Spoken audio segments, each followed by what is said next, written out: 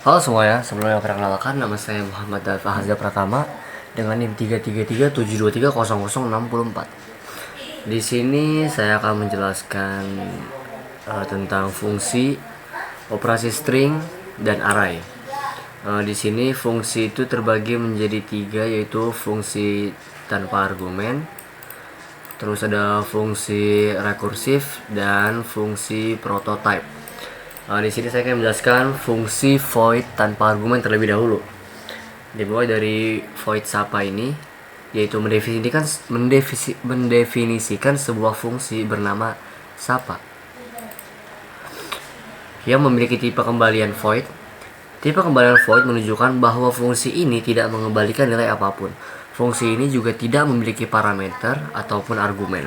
Ditandai dengan tanda kurung kosong. Di dalam fungsi ini terdapat perintah cout halo selamat malam untuk mencetak pesan halo selamat malam ke dalam layar. Nanti kita runnya di akhir aja ya. Lanjut, ada integer main. Ini adalah fungsi utama dalam program C++. Di dalam fungsi main ini terdapat pemanggil fungsi sapa, yaitu ini. Fungsi sapa ini dipanggil di sini tanpa argumen karena fungsi tersebut tidak memerlukan argumen saat dipanggil. Jadi dalam kode ini fungsi sapa adalah sebuah fungsi tanpa argumen yang mencetak pesan sederhana ke layar saat dipanggil dari dalam fungsi main. Di sini kita run dan hasilnya adalah halo selamat malam. Oke, lanjut ke fungsi yang kedua. Oke, selanjutnya ada fungsi rekursif, integer faktorial. Ini adalah fungsi rekursif yang mengambil satu argumen bertipe integer dan mengembalikan nilai integer. Fungsi ini menghitung faktorial dari bilangan yang diberikan. If atau jika n adalah 0 atau 1, maka fungsi akan mengembalikan ke 1 karena faktorial 0 dan 1 adalah 1. Else return n.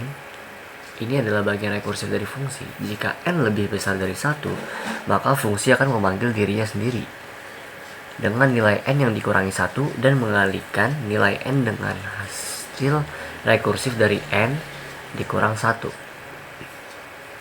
Lalu integer main. Di dalam fungsi main terdapat contoh penggunaan fungsi faktorial. Kita di sini pakai contoh angka 5. Cout faktorial dari angka yaitu 5 adalah faktorial dari 5. Dan mari kita run. Oke, dan ini adalah faktorial dari 5 adalah 120. Selanjutnya kita ke fungsi yang terakhir, yaitu fungsi prototype. Oke, yang terakhir ada fungsi prototype. Dimulai dari atas ini, void ucapan. Ini adalah sebuah deklarasi prototype fungsi ucapan di bagian atas kode. Prototype ini memberitahu compiler bahwa ada sebuah fungsi bernama ucapan yang akan didefinisikan nanti dalam kode. Lanjut, integer main. Di sini ada ucapan, yaitu fungsi yang kita memanggil fungsi ucapan yang telah kita dideklarasikan sebagai prototype. Lanjut, di void ucapan yang ini adalah definisi dari fungsi ucapan yang sebenarnya. Fungsi ini mencetak pesan selamat ulang tahun ke dalam layar. Coba kita run, apakah bisa? Dan ya, inilah hasilnya. Lanjut ke kode yang berikutnya, yaitu operasi. Oke, selanjutnya di sini ada operasi string ya. Di sini ada beberapa macam operasi string, yaitu kita bisa mengakses panjang string, mengakses karakter individu dalam string, mengubah karakter dalam string, menggabungkan dua string, mencari posisi substring dalam string, dan mendapatkan substring dari string. Dimulai dari yang paling atas, mengakses panjang string ini menggunakan length. yang digunakan untuk mendapatkan panjang string. Lalu untuk yang ini dan ini itu menggunakan indeks operator untuk mengakses karakter dalam posisi tertentu dalam string. Indeks dimulai dari 0. Itu selanjutnya ada find.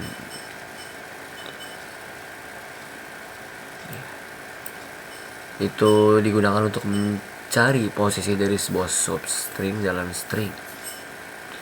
Jika tidak ditemukan, metode ini akan mengembalikan string and pause. Lalu yang terakhir ada substring menggunakan substr atau substring. Metode ini untuk mendapatkan substring dari string memiliki dua parameter. Yang pertama adalah posisi awal dan yang kedua adalah panjang substring yang diinginkan. Kode di sini mencakup beberapa operasi string yang sering digunakan pada string dalam C++. Oke, lanjut ke yang berikutnya yaitu array. Oke, dan yang terakhir di sini adalah array. Array di sini terbagi menjadi 3, yaitu array 1 dimensi, array 2 dimensi, dan array 3 dimensi. Di sini saya akan menjelaskan array 1 dimensi terlebih dahulu. Apa sih array 1 dimensi itu? Array 1 dimensi adalah kumpulan nilai yang disusun dalam suatu baris. Setiap elemen dalam array 1 dimensi memiliki indeks tunggal yang dimulai dari 0.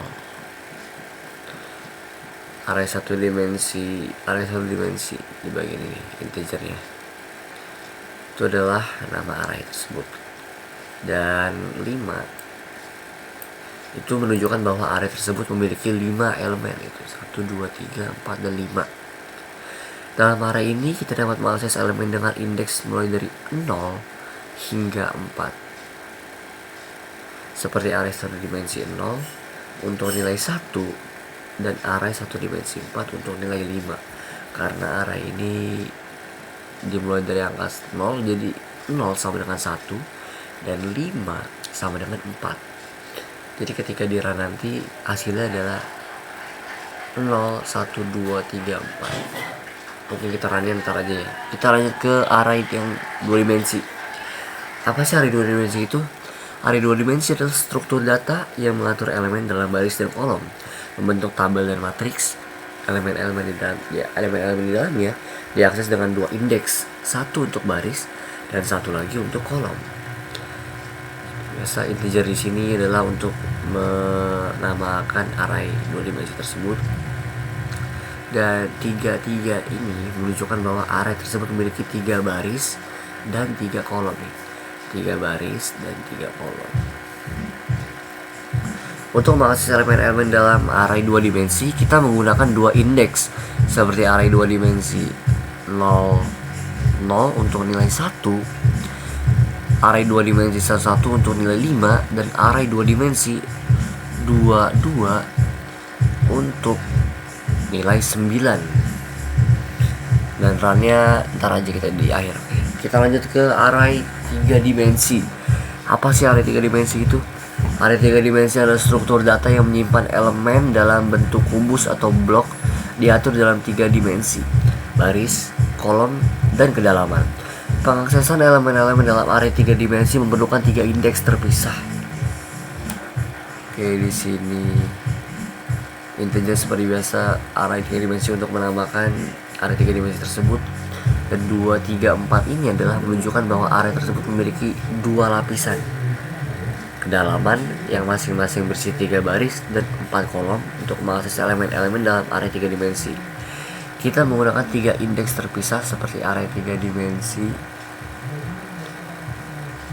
0, 1, 2 untuk nilai 7, array 3 dimensi 1, 2, 3 untuk nilai 24, dan seterusnya.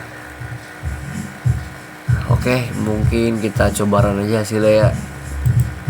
Dan Ini adalah terminal dari array satu dimensi. Ini adalah array dari 2 dimensi, dan ini adalah array dari 3 dimensi. Oke, mungkin cukup sekian penjelasan dari saya. Kurang lebihnya mohon maaf. Terima kasih.